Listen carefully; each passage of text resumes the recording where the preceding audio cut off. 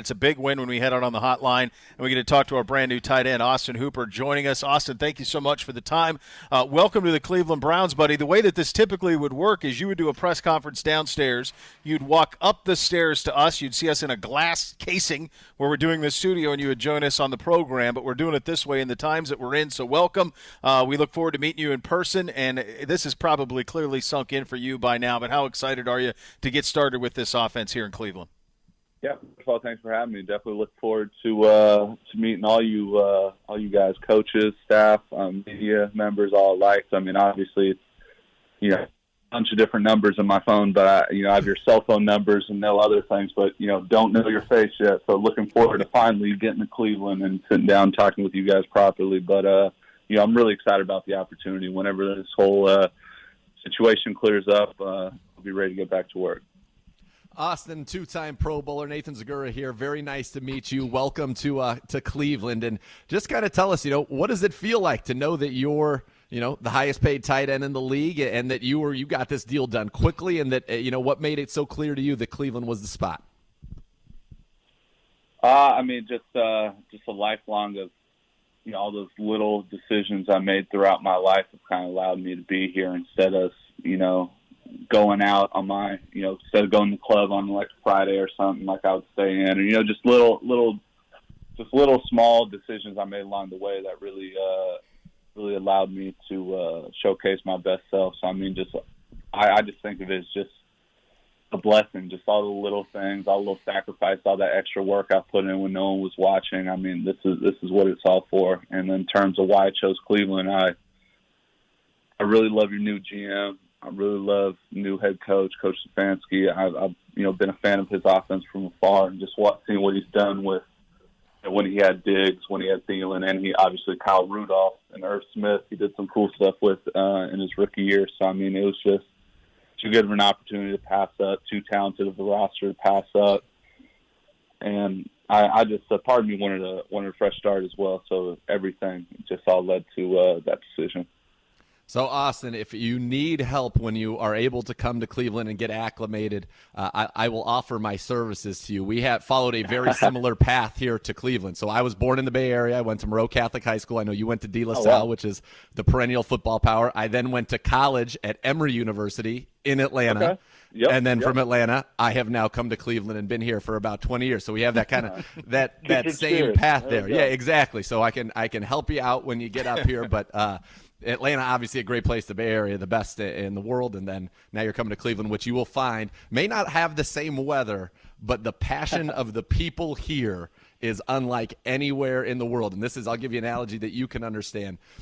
When you talk about Joe Montana in the Bay Area, legend, 4 Super Bowls with the Niners, Bernie Kosar is more popular in Cleveland than Joe Montana is in the Bay Area. That's how passionate these fans are about their football here. When you coming in here, you're going to get to feel that, and you guys have the success that I think we all know you can have and that the fans would love to see. You couldn't be more famous anywhere in the world than having success as a professional football player for the Cleveland Browns. So I'm excited to have you come aboard and get to experience that kind of passion.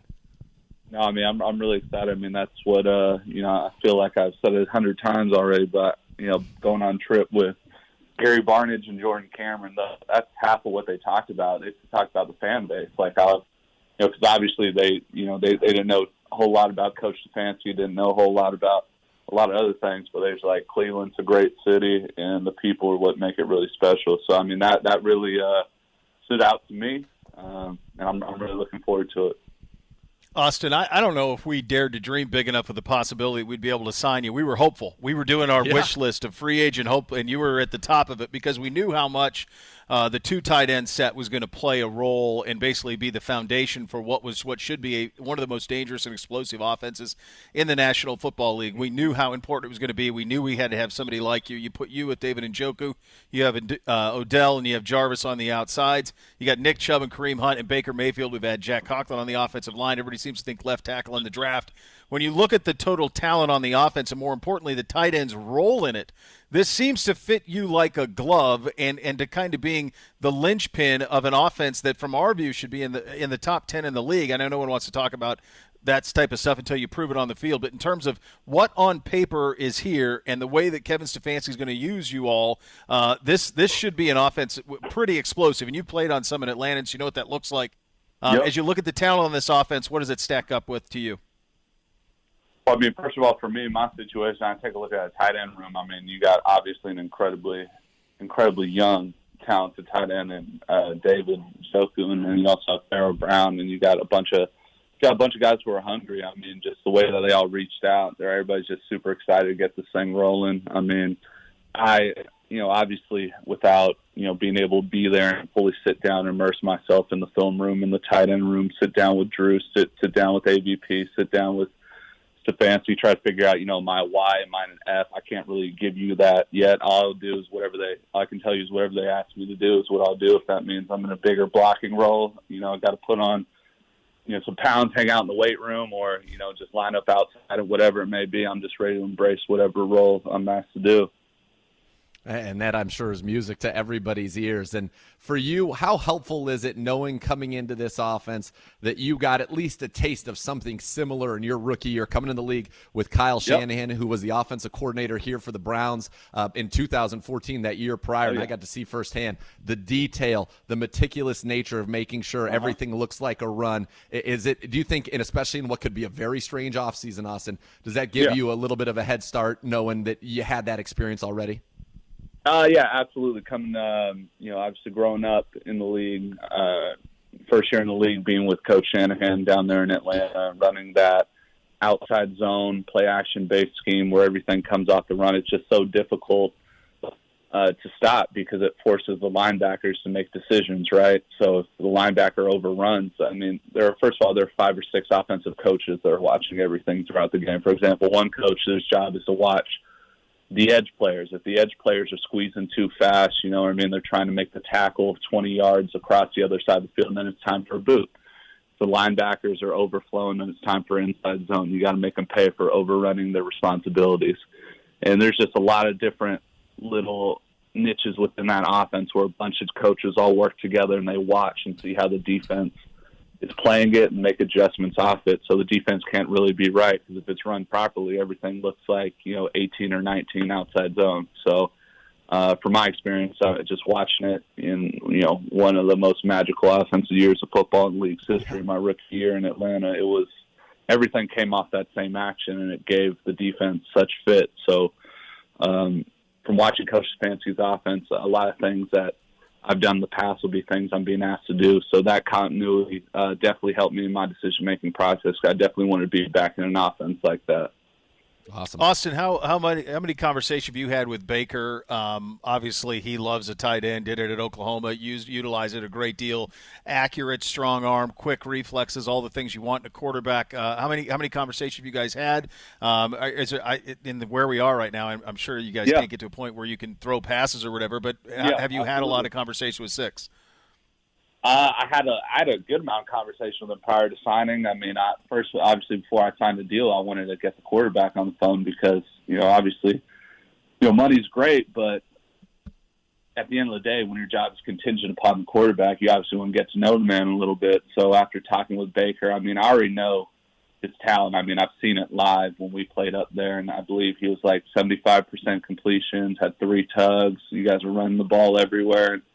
That's when I saw that even before you guys added Odell, that, this guy's really special. So just talking to him, getting a feel for him, his personality, his temperament, and I could just tell over the phone how hungry he is. I mean, that's a big thing that stood out to me, like a guy who's really hungry, a guy who wants to set the league on fire, a guy who wants to, silence any critic. That was perfect. That was music to my ears. So, I mean, that was a big part of why I signed with him. But, I mean, since this whole deal has happened, we've kept in touch via text here or there, but obviously I'd like to fly out to Austin and get some work in with them, but as long as we have this shelter in place here, I can, my job is to stay in shape the best I can until that time comes. Talking with New Browns tight end, two-time Pro Bowler Austin Hooper. And Austin, a quarterback's best friend is a guy that he knows when he throws him the ball, he's going to catch it. Your catch rate the last 2 years, 70% on catchable passes. It's over 95%, one of the top marks in the league. So is there anything special that you do, any special training you attribute that to, or do you just have those sticky mitts and the ball just happens to find them all the time? Growing up playing a lot of competitive travel baseball, it's a lot easier catching a big dark ball that's 5 times bigger and moving half as fast than it is finding a small white ball in the sky moving at mid 80s at you. So I really contribute a lot of my hand-eye coordination to just playing baseball growing up. So learn how to catch something 90 miles an hour with one hand. You better be able to catch something with 2 hands that's vastly bigger, coming out 40 miles an hour. So I really would say the basis of my hand-eye coordination was from playing a lot of competitive travel baseball growing up. Well, Austin, we are thrilled to have you. We thank you for taking a little time today. Stay safe, and we can't wait to get you here and get this show on the road a little bit, my friend. Thank you for taking some time for us. Thanks for having me, guys. Look forward to meeting you all in person when we can. Same. It's going to be fun. New Browns tight end Austin Hooper joining us on the program right there. Much more to come. Off and running. Luminaries everywhere. CBD 850 ESPN Cleveland.